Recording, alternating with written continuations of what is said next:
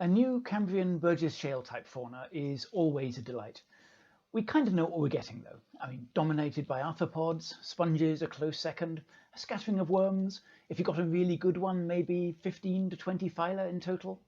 There'll be some cosmopolitan things that you get all over the world, and there'll be a little sort of cohort of nice endemics that you haven't seen anywhere else, just to spice things up a bit. You can basically make a bingo card out of it. This one, though, is a little bit different.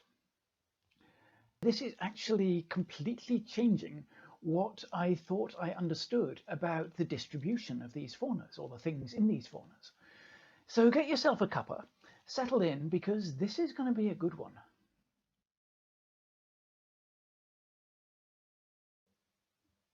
Welcome back, everyone, or even welcome for the first time. You never know nowadays, there's so many new people finding the place. I cannot assume that everyone knows what Burgess Shale-type faunas are, though, in the first place, so I'm going to have to go into a little bit of background to bring everyone up to speed. So the Burgess Shale-type faunas are named after the Burgess Shale in Canada, which is possibly the most famous fossil deposit in the world, and they are defined as, well, it's a bit flexible to be honest, but they're basically fossils preserved with soft tissue preservation as carbon films in mudstones. There's a lot of variation within that. Things get sort of wedged into the general definition, but there's a core of these faunas, biotas, that we get in the Cambrian, which are actually surprisingly similar. So they are marine. They were deposited normally around storm wave base, which is 50 to 60 to 70 meters down. And they are quite often quite close to undersea slope, so you get rapid deposition of silt and mud coming down a slope, picking up organisms from an aerobic, oxygenated environment, and carrying them into somewhere more anoxic, dumping them all together, burying them in these layers of mud. And because of various things that we don't quite fully understand yet, so I'm going to gloss over, you end up with extraordinary preservation. And this preservation includes not just the outlines of quite soft organisms or things without a biomineral skeleton, but sometimes even internal organs down to the nervous system.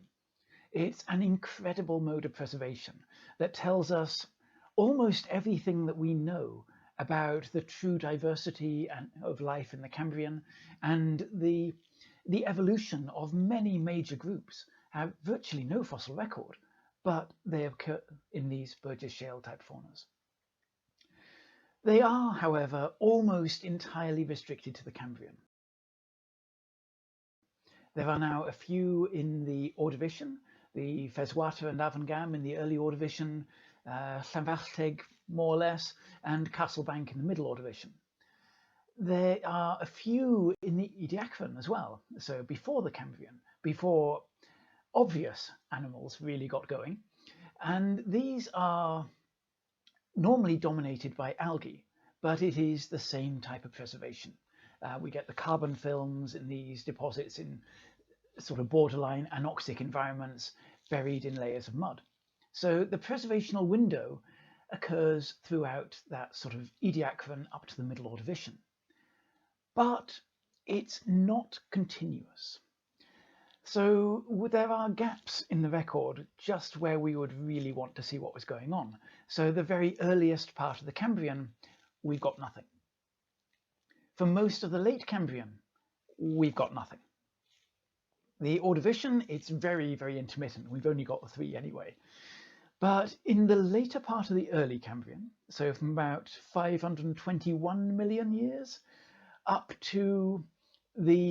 and through the middle Cambrian, up to close to 500 million years, that sort of window, we have an embarrassment of riches. There are something like 50 Burgess Shale-type faunas now described, and that's not even being particularly charitable. The problem is that they are not consistent in how good they are. So we have some which are just phenomenal, the sort of thing that you start wondering how on earth this stuff is possible. Places like the Burgess Shale, for example, it had been estimated that in certain beds, everything that was bigger than a microbe has been preserved in these deposits. Then you get a whole spectrum of that going back down to only the most crunchy bits of arthropod tissue, which weren't biomineralized, but they were still pretty tough. And those you might only have half a dozen exceptionally preserved species there. So there's a big spectrum, but increasingly in the last few years, we have been finding a lot more deposits, and especially in China, which it now seems that practically every mudstone that you look at in the right interval in the Cambrian seems to have soft tissue in it. And there are now, I haven't actually counted them up, but it's probably about a dozen Burgess Shale-type faunas across North and South China, which were two different continents at the time. And the most important ones are things like the Huayuan Biota, the Guanshan, the Kaili, and the Xinjiang, which was published to great fanfare in 2019. They're not evenly distributed in space either. So we have concentrations, particularly in China, as I've just said, and also in North America, the ancient continent of Laurentia, which includes things like the Burgess Shale, the Wheeler, the Margam, the Parker Slate, the Kinzers. There's a lot of them, but it includes some of the richest of them all. Then, aside from those, we have a scattering around other places. So the Sirius Passet in northern Greenland, the Sinsk biota in Siberia, the Emu Bay Shale in South Australia. There's a selection of these other ones from all over the place, but they are mostly either limited in some way or unusual. The Emu Bay Shale is not particularly diverse, but it does have amazing preservation of what is there. The Sirius Passet is much more like the North American ones in general, but it is a little bit different in its preservation. So we see a unique selection of things there. It's also an earlier Cambrian one. The early Cambrian is no longer a formal term, so can't really use that with capitals. But it is significantly earlier than the Burgess Shale and the Utah faunas, for example. And so you get very different things in it. The Sinsk biota is a strange one. Very different preservation. It's in limestones. There's a lot of algae, but there are certain things in common as well, just a few of the ubiquitous elements. In China, most of the faunas that we have are actually earlier in the Cambrian. They're more or less the same sort of age as the Sirius Passet, and not the same age as the Burgess Shale. So you have the Chengjiang and Xinjiang are around 520 million years. Burgess Shale is about 507. So you have a significant gap between the two. Between the two, you've still got a range of really interesting faunas, but they're all a little more limited. They're not on the same scale as either of these two sets. They do include things like the Guanshan biota, Emu Bay and Sinsk, but they're all ones which are slightly less prolific in the soft tissue, less diverse, and they don't show us a full picture on a scale that Chengjiang and Burgess Shale do, for example. Given those differences in time and space, it's not surprising that there are differences between the Chengjiang and Xinjiang, for example, and the Burgess Shale and its equivalents in North America. However, it's amazing how much similarity there is across the Burgess Shale-type faunas as a whole. For example, arthropods are almost invariably the dominant group in terms of biodiversity and also in terms of abundance. Sponges are almost invariably the second most dominant group in the same metrics, but usually are more dominant in terms of biomass. And then there are a whole string of other groups like priapulids, hyolithids, lophophorites of various types, lobopodians. There's a wide range of things that tend to turn up in the better Burgess Shale-type faunas, assuming that it preserves soft enough detail to get them. And the general ecological outline of these faunas is remarkably consistent. And I do mean remarkably. When you go to the Ordovician and you look at shelf depth ecosystems preserved in Konservat-Lagerstatte, and they're all very, very different to each other. There might be the odd element that's shared or shows a general pattern, but in general, each one has its own unique character. In the Cambrian, that's not really the case. I mentioned that you could get a bingo card out of it, and it's not far off true. There are all sorts of things you would predict to find in any new Burgess Shale-type fauna that turns up in the Cambrian. And you could get a general picture of what the reconstruction is going to look like. Not down to the specific species, but down to the general picture of it, the balance of different groups, what is there, what isn't there, and so on. And on top of that, there are quite a number of pandemic genera, cosmopolitan ones that occur across the whole world. Things like the bivalve arthropod Isoxis with a Greek spine at each side, various sponges like Leptometus, tall, thin thing with longitudinal and transverse spicules, an ascosponge nowadays. Then there are various other things which you see quite commonly as a major group, so radiodonts, these charismatic, I suppose, predators with the grasping appendages at the front, sort of proto-arthropods. And those ones also you'll get a diversity of in virtually every fauna that you get. So there are certain similarities that we see across Burgess Shale-type faunas, but there are still significant differences between different parts of the world. So the Burgess Shale-type faunas in Canada and Utah have more in common with each other in terms of genus level identifications than the Cambrian ones do in China. And in China, they'll have a lot of overlap between, say, the Chengjiang and the Guanshan, which is a little bit later, it's sort of between the Burgess and Chengjiang ages. But there are certain characteristics, certain typical members of the fauna that you get on either side of these sort of divides. And you would expect that, and I've always assumed that that is due mainly to the geography. Despite the incredible similarity and the general ecological composition of these faunas being so consistent around the world, there's still going to be differences, surely. And that's what we see. So in the Chengjiang biota and all the other Chinese ones as well, you expect there to be things which are more characteristic of that side of the world than they are of the North American Laurentian side of the world. And that is pretty much what we've seen. Until now.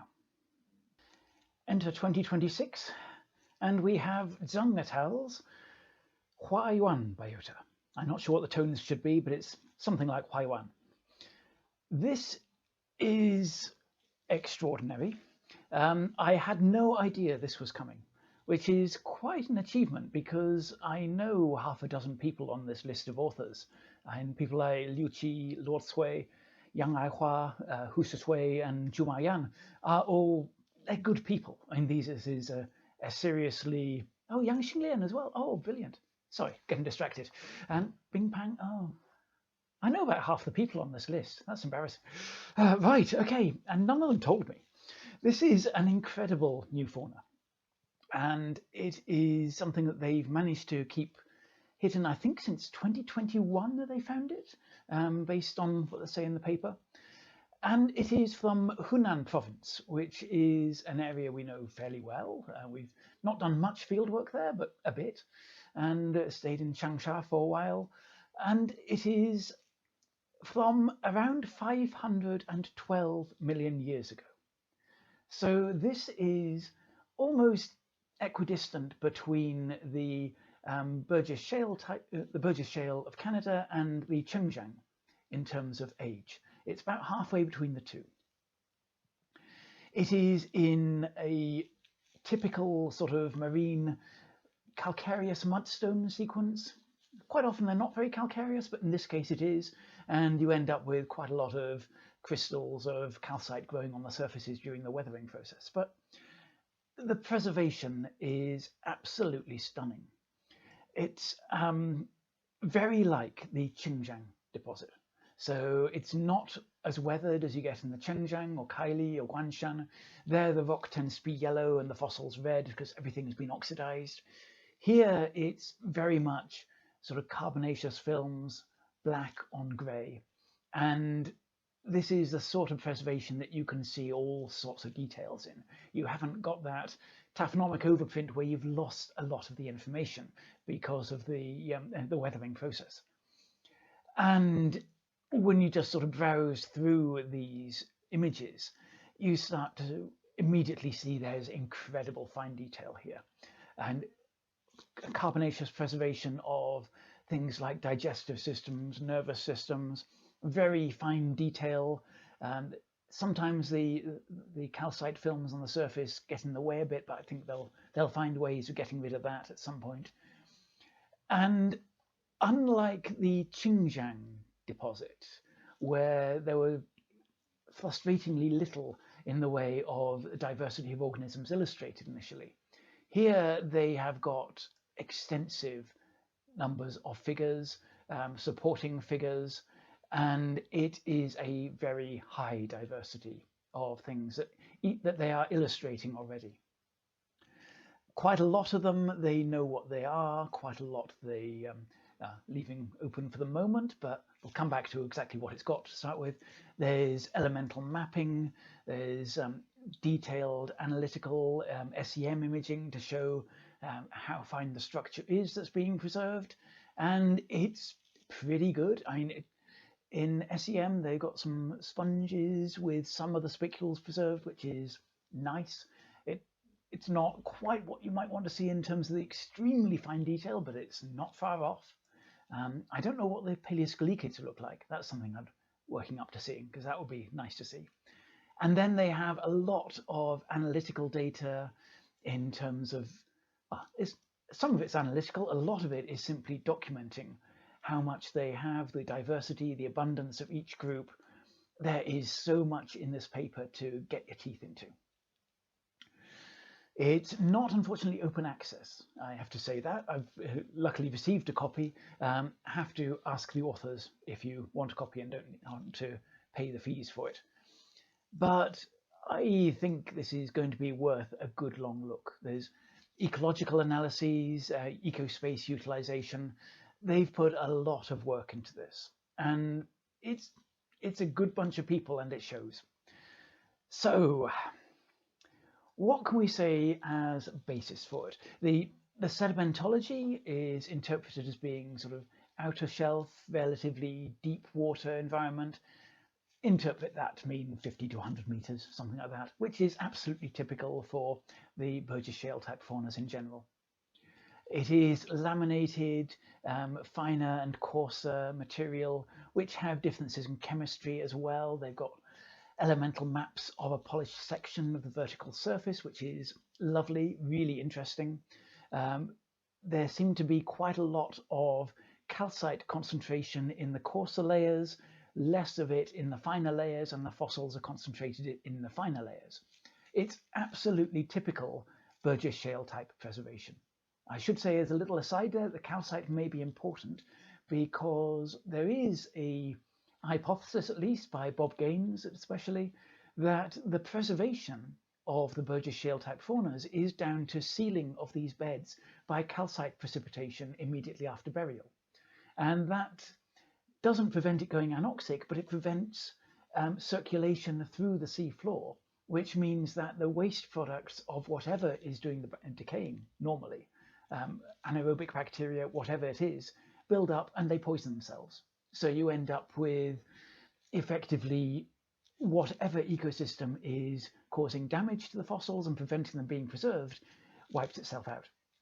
Now, I'm not totally convinced that that is the mechanism, because it doesn't seem to apply in some cases. It may not be a universal mechanism. Maybe it applies in some cases, maybe not others. That's a question for another day. But point is, the calcite has been implicated in these deposits before. And given that it seems to be a lot less weathered than some, this is a really good test of whether we can actually see some of that process leaving a signature in the box, which is good news. Right, what have we got?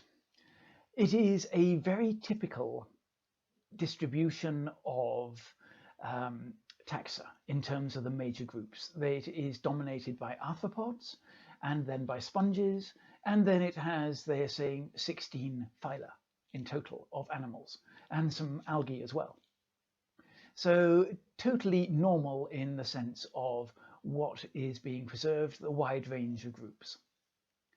But as soon as I started looking at these plates, there were a few things that leapt out at me as being utterly weird, as in weird for a Chinese fauna. One of them was they've put quite a lot of work onto the elemental mapping of a sponge, which they have down as Crumbler-spongia ? Now, Crumbler-spongia has been reported from China before, but never with any degree of convincingness. As far as I'm concerned, I don't think any of them are actually Crumbler-spongia, or at least we can't show it. If they are, then there's slightly something a little bit different. In this case, it's Crumbler-spongia. It's basically very close to the Burgess Shale species Crumbler-spongia biporosa, because I may have neglected to mention so far that the true Crumbler-spongia is restricted to North America. So to turn up in this fauna was a surprise. I mean, okay, it shouldn't be a surprise that the odd one or two things from North America were present in China as well, but we hadn't found them before. That's fine. But then you start looking through the rest of these plates, and you see things like a Takakawea-like sponge. That's an incredibly interesting thing. I will come back to Takakawea with its own video. And this looks like it's even more interesting. Lucy and I proposed that this is actually a very basal sponge. It's something in the stem group or porifera, and they actually have some similarities to fossils that have been interpreted as ctenophores. So it's sort of bridging the gap almost between sponge-like morphology and ctenophore-like morphology, and they're very weird things. They have at least one specimen, I don't know how many, of a new Takakaweid, and that looks very interesting indeed. You can actually zoom into these images, they're very high resolution, and when you do, you see it seems to have a strange sort of umbrella of, or a veil of spicules sticking out from the surface that actually looks like a modern Rossellid. They look to be pentactins. So one ray sticking out from the sponge and then 4 spicules coming out sideways, covering over the surface.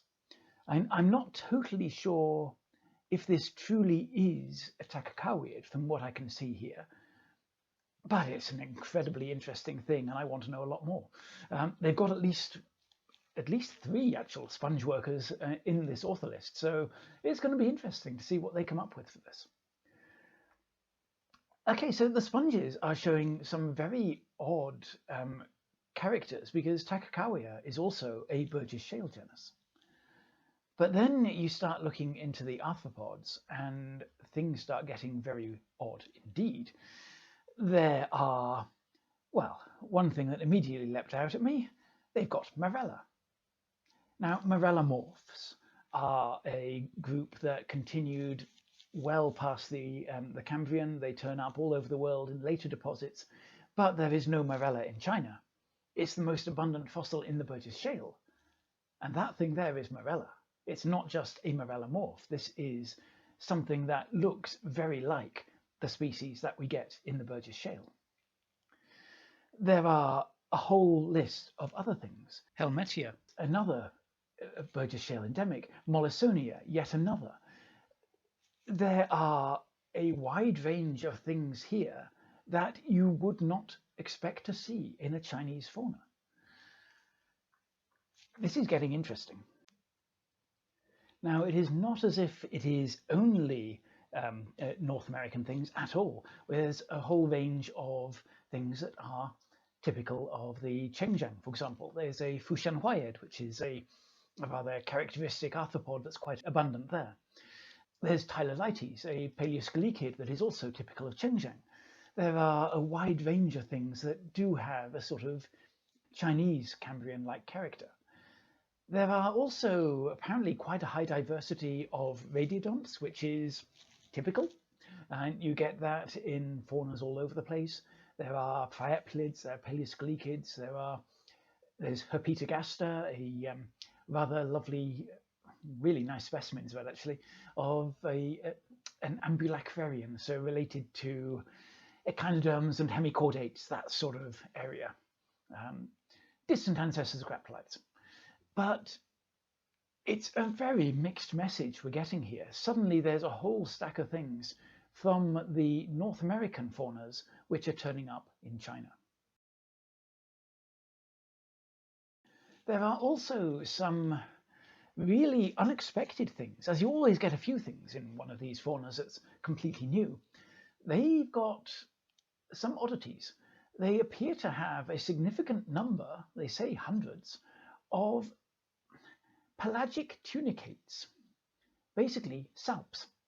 These are sea squirts, effectively, so relatively close relatives of our group, the vertebrates, and they have siphons. They sort of suck water through, a bit like a sponge in some ways, but they suck water in through one hole and out through another. And some of these float around with a sort of organic tunic around them. And they have, they say, hundreds of specimens of things that they're interpreting as tunicates. Now, from the things that have been illustrated so far, I could well be persuadable. I don't think that I have any reason to doubt that they're tunicates. It's just that I can't quite see enough yet to make sure that that's definitely what they are. But I have no doubt that once they actually write up a paper, it'll be a compelling case. It's just that I can't quite see it yet. But they certainly look very intriguing and may well be something of that on those lines. So this would be really unexpectedly early, I guess. But that's not an uncommon phrase that you hear when something new turns up in one of these faunas. There's also something that they describe or just illustrate briefly and say that this is a problematic organism. It's a strange lacework fusiform thing, so it sort of tapers to both ends. It looks a bit like it might be a sponge, but it's not like any sponge that we've sort of seen described before. But I've seen this before. This has actually been illustrated before in a paper on sponges from the Margam Formation. Involved in this paper a couple of years back. And alongside these sponges, there are weird things that they didn't know what to do with. They kind of look like they might be something you might want to squeeze into sponges, but they're very odd. And yeah, it's the same thing as far as I can make out. It's yet another one which has never been seen in China before. And there it is, on the other side of the world, effectively. So how on earth do you explain this radical change in what we are seeing in a Chinese fauna? Because this is halfway between the Huayuan Biota and the Burgess Shale, so there is a difference in age. But it is more or less the same age as the Guanshan Biota, which is another of the Chinese Burgess Shale-type faunas, which is quite widely studied. It's quite well known in paleontological circles, at least, and it has very similar array of arthropods, sponges, all the sort of things you'd expect. And it is mainly a typical Chinese type of fauna. However, when you go browsing through it, you realize that there are things like Waptia, which is a Burgess Shale genus. Ranchiocaris, also first described from the Burgess Shale, but I think that does now occur fairly widely. But there are elements here of a non-Chinese type of a community. That said, most of the really distinctive things that are turning up in the Huayuan Biota, this new one, are very different from what we see in there. So as far as I know, there's probably at least a dozen, well, probably at least half a dozen, maybe up to 10 or so taxa that are known at sort of genus level from North America and have never previously been seen in South China. Could it be explained by a difference in environment? And this is the route that the authors are going down, because they're interpreting this as being a rather deeper water type of assemblage. And yeah, that could potentially be part of the solution. One thing that's quite striking here is that the environment they're interpreting it as is closer to that of the Burgess Shale than Guanshan is. So maybe there is a Chinese element that is continuing to thrive more in the shallower water. And for some reason, we're getting transfer of communities in a deeper water environment between continents. Now that's an interesting possibility, because normally things get transported around the world on currents in the shallow waters. There are deep water currents as well, but that's not what we normally see as being the patterns of dispersal for things. And we're still left with another problem as well, because the Xinjiang is an offshore equivalent of the Chengjiang deposit. So there we have apparently a deeper water environment, and it's very similar to Chengjiang. It's something like 50% new species. So there are quite a lot of unique things there as well. But we don't suddenly see a whole North American influence in the Xinjiang biota, which is kind of contradicting the idea that it is an onshore-offshore separation. And it's at this point I need to bring in the other major part of their discussions, which is the Sinsk event. This is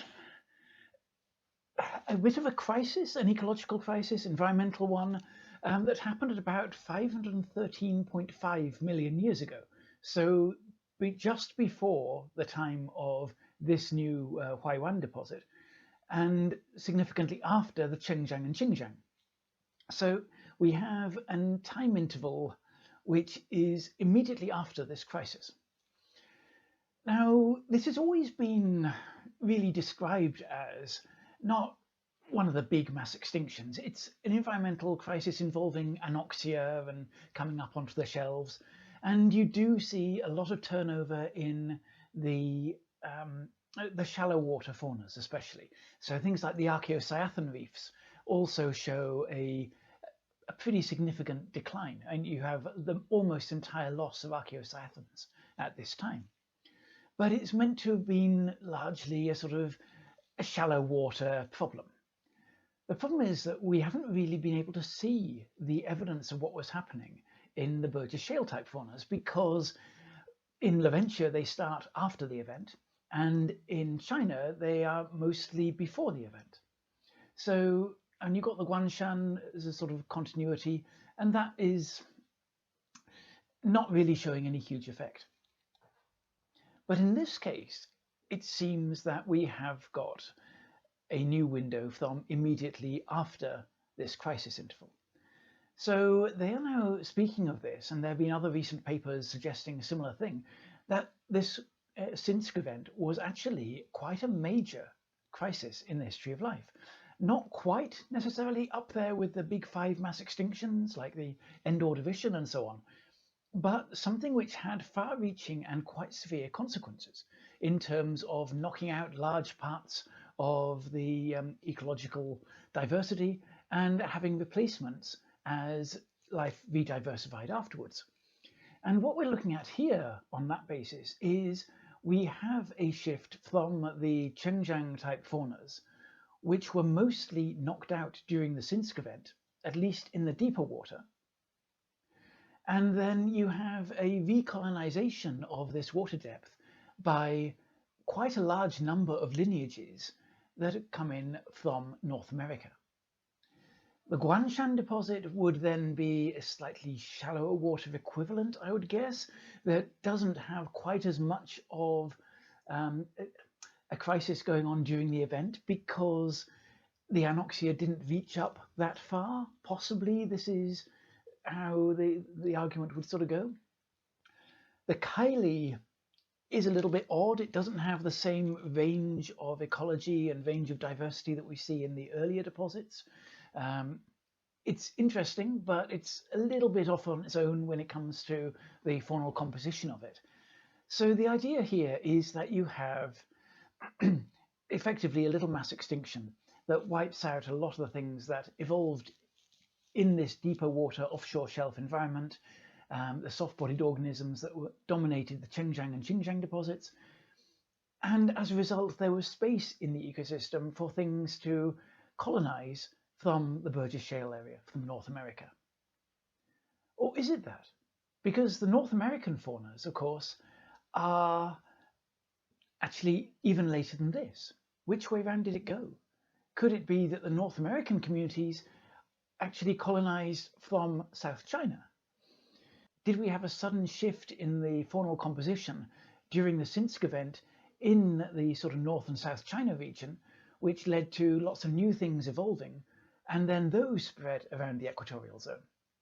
Where was the origin of these different faunas? And we know that, for example, the hazeliid sponges evolved very dramatically within the North American area because you have a huge diversity there and virtually none elsewhere.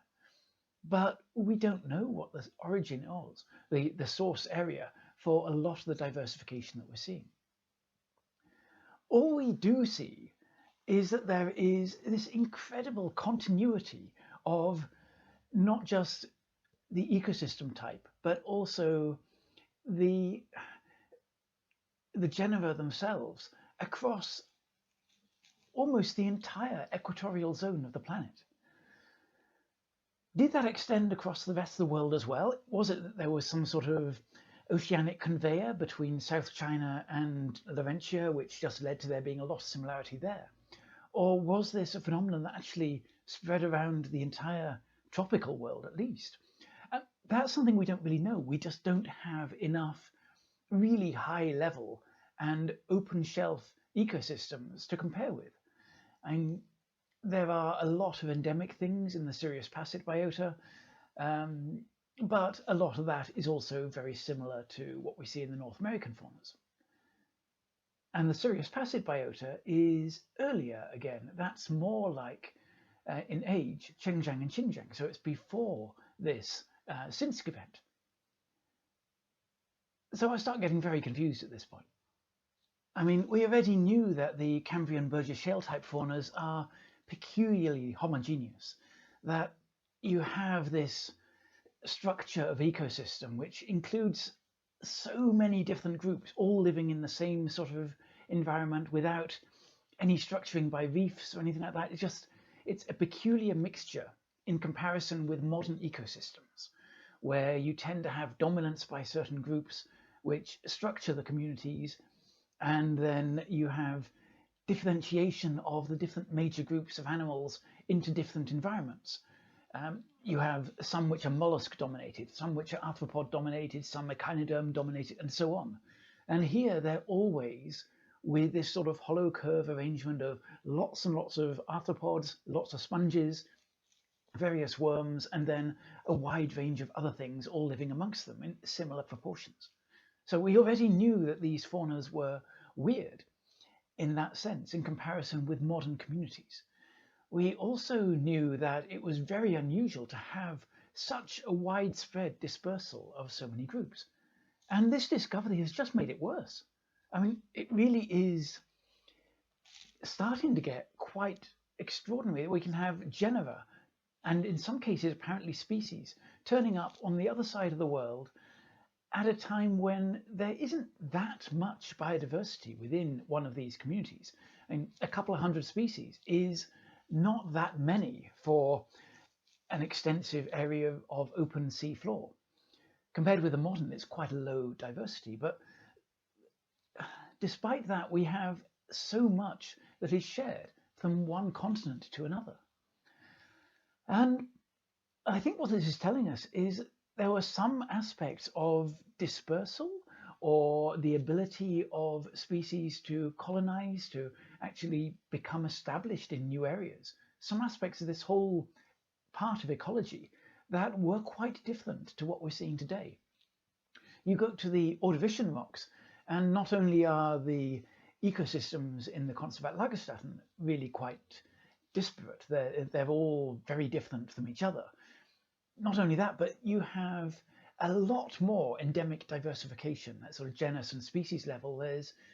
You get sort of massive diversification going on within isolated areas. So you go to one small area like the bill-thin layer, and you find that one group like the palaeontologists, for example, is apparently pretty much unique to this area. You can go to even other parts of the same continent and you won't see the same thing. We look at the sponges around here, and each locality is almost entirely different from the next one, even within a few miles. So there was much more heterogeneity in ecological structure and in ecological communities, in their composition, in the Ordovician. The Cambrian, the more you look at it, the stranger this ecology gets. I think the problem is that we're just so used to seeing the Burgess Shale-type faunas as the archetypal soft-bodied faunas that they've become the standard, when in fact they are anything but standard for the rest of geological time. They are a very peculiar set of ecosystems. And the more that those ecosystems become continuous with each other, the stranger that gets. I don't think we understand that at all yet. So where on earth do we go from here? There's a lot that can be done with the data that have already been gathered. Analytical methods looking at the distribution of particular maybe genera or families, and seeing what the distribution patterns of those are now that we add in the Huayuan assemblage. We also want to try to find more of these deposits because it really looks as though they're not that rare in the Cambrian. You find mudstone deposits which aren't metamorphosed and are from that sort of shelf depth in the early to middle Cambrian. There's not a bad chance of being able to find the right sort of rock type with these alternating lighter and darker bands between silt and mud. I think there's a pretty high chance of most of those actually preserving some level of exceptional preservation. It's just a question of going and finding the right environments and then hammering for long enough before something turns up. It really does feel like they are not rare at this time. For whatever reason, the Cambrian seawater chemistry, sedimentological regime, something about that actually encouraged the formation of these deposits quite widely. So I think there is a lot of scope for finding more. An amateur, Richard Birch, has found elements of it in the green slate in Snowdonia in North Wales, but there the collection is difficult and it has been metamorphosed, so there's probably a lot of scope there still even. South Wales, unfortunately, we haven't got much of the right sort of age that is the right sort of preservational style, the right environmental zone. But I think there's possibly potential there as well. Might have to go on holiday. So we've got a combination of, we need more discoveries from different parts of the world, different areas that have not been studied intensively yet. We need a lot more analysis, dare I say, of the data that are coming out. We need sort of joined up taxonomy. So making sure that what we're seeing as the same taxa in China and North America are really the same things, and seeing whether there are ones that have been put in different genera, for example, that are actually the same thing. So a little bit more work sort of collaboratively between the two sets of research groups would be brilliant. More detail in terms of trying to work out exact water depths, environmental transects, and so on. And China, of course, has so many deposits, South China especially, where we do see potentially continua between things like the Guanshan and now the Huayuan, at more or less a similar age, but maybe work pinning down the age and the environmental zones, putting them into a paleogeographic perspective is going to be a really useful approach as well. But it's really, really interesting. Just seeing where this is now going and trying to understand what it's actually telling us about the ecology of the Middle Cambrian. There is also, of course, the Late Cambrian to consider. And this is where the Burgess Shale-type window seems to mostly close. Not entirely. There is the Weeks Formation in the latest Middle Cambrian. It's later than all the other ones in Utah and so on. And that is preserving quite a lot of interesting things, that the preservation is difficult for a lot of the soft-bodied stuff. There's the Guola in China, which is, again, that's actually in the early part of the Late Cambrian. And there are similarities between the two. There are new groups of organisms like aglaspedids coming in, which start to become abundant. These are slightly tougher arthropods, which then become one of the dominant groups of non-bimineralized or very lightly bimineralized arthropods.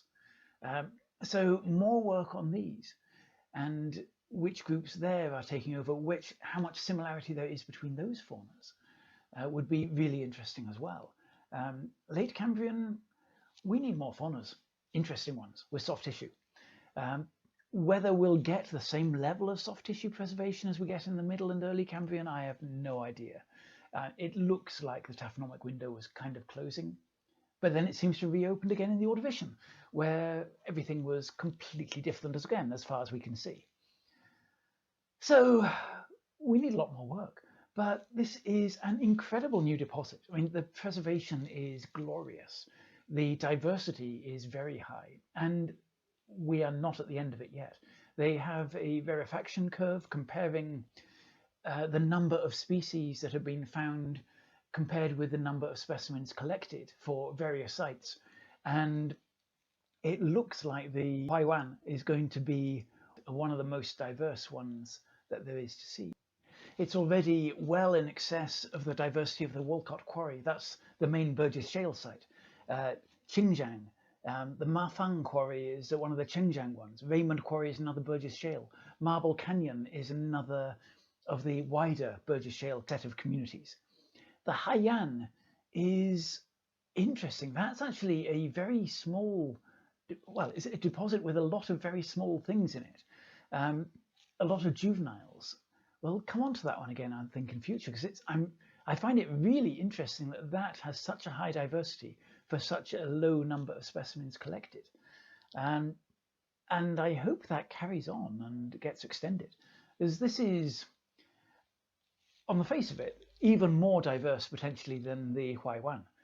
Ultimately, when you know that when you've got to the end of the diversity, when your curve has leveled off and become almost flat. And the Huayuan, clearly nowhere near flat yet. So there is a lot more to come out from this, and there are so many really interesting things in this community as well that I want to see much more detail on, and not just the sponges, but obviously the sponges, because they're amazing. And that thing they're calling a taxa is a very bizarre looking creature. It looks like it's sort of independently evolved the same sort of external veil as the modern rossellids have. I assume independently. I assume it's not actually a rossellid in the early Cambrian, but who knows anymore? So I'm dying to see what is actually published in detail. With this group of researchers, I'm hoping that we'll actually start getting detailed publications on particular taxa coming out reasonably quickly. Within the next year or two, we might start seeing a flow of them coming through. And yeah, amazing. So yes, thanks to Mulus, who I think that's how you pronounce your name, for pointing this out and even beating Igloo to it this time.